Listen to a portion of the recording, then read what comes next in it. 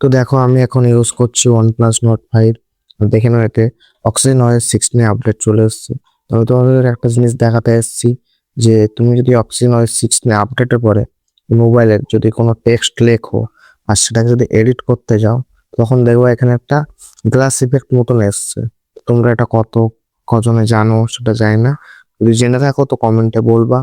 দেখো এটা তুমি এখন এই আপডেটের পরে সব জায়গাতে দেখতে পাবা, হোয়াটসঅ্যাপ, ফেসবুক, ইনস্টাগ্রাম। যদি কোথাও তুমি টেক্সট লেখো আর লেখার পরে যদি এডিট করতে যাও, তো এই অপশনটা তোমরা দেখতে পাবে। আর এই যে গ্লাস ইফেক্টটা, আশা করি তোমরা বুঝতে পেরেছো এটা কোথা থেকে ইন্সপায়ার হয়েছে। এটা প্রথমে থাকতো আগে আইফোনে, আর এখন আমাদের হচ্ছে অক্সিজেন OS 16 দিয়ে দিয়েছে।